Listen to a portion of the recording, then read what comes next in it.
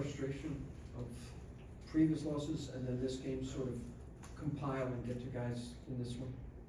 There definitely was some frustration. I'm not exactly sure what the source of it was, whether it was previous losses or whatever, but there was frustration on the floor. I could feel it. I mean, obviously you saw it because you asked the question, but yeah, I mean,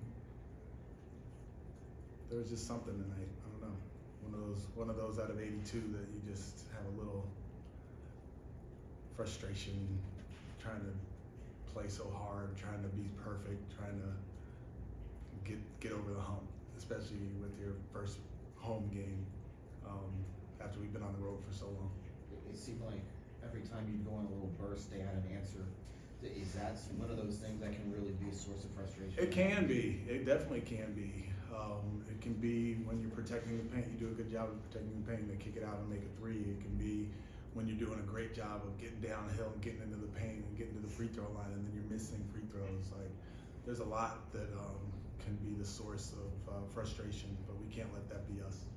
Who do you look to on the floor in those moments when you see the guys getting frustrated? Who's the extension of you out there to try and kind of corral everybody and get everybody on the same page?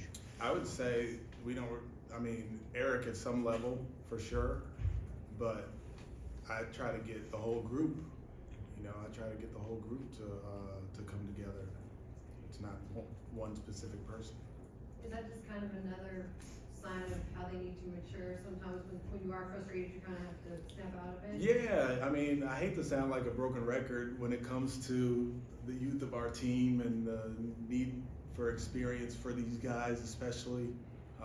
But yes, that is like when you hit adversity, not letting the frustration get to you is a young guy thing.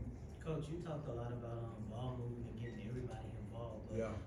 From what you were able to see, what you think needs to happen in order to get Jabari Smith Jr. more involved on offense? Yeah, so tonight was a hard night for him because they were switching so much.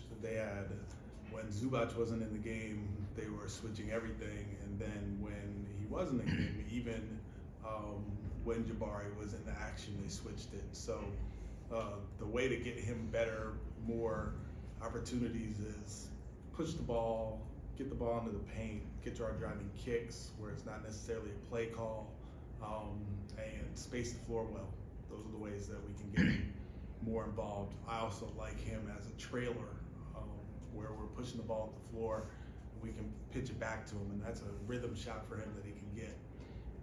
The last way for him is the offensive rebounds and getting to the offensive glass and finding ways to score that way. So yeah, those are the ways that he can get going a little bit. What about when the ball gets stagnant sometimes? And it seems like, Kevin will go one-on-one or Jalen goes one-on-one when the ball movement is not there. Is that something that frustrates you sometimes? Sometimes, but I mean, I would look at our isolations tonight and probably say our points per isolation were pretty good, with Scoot getting downhill and getting to the free throw line and Jalen doing the same. It didn't necessarily lead to much driving kick, but in the spirit of ball movement, yeah, I see your point.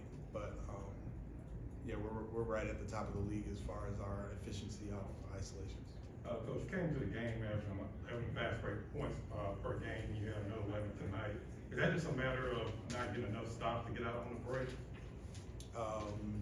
I've been kind of harping on that as a main thing for us, but yeah, if they're going to allow the opponents to shoot 50%, 51% from the field, and we don't, our defense isn't set up for us to like overplay and go for steals and rotate and all that. It's more of a conservative defense because we're trying to protect. So we're not going to get the runouts off steals as much, but we had 11 steals tonight. We got to capitalize, like you're saying, we got to capitalize on those. How encouraging is the continued chemistry development between Jalen and Alpi, especially there in that first quarter? It looked like they were playing off of each other really well, whether it's in pick and roll, dribble handoff, whatever kind of actions they were running off of one another. Yeah, Jalen had 5 assists in the first half, I think, and he was turning the corner and making that little pocket pass, the baseline drive, little drop-off pass. if Jalen's gonna have the ball as much as he does, yeah, it's important for him to be able to make those plays. And you know, when Alpy, excuse me, when he gets it, something good usually happens. So yeah, that combination between Jalen and Alpy, and then the combination between Jalen and Kevin are very important. Is that a point of emphasis for Jalen in the minutes where he's staggered away from Kevin to be a bit more of a playmaker for other guys on the floor? I just want him to be aggressive, make the right play, and that's what I told the group today.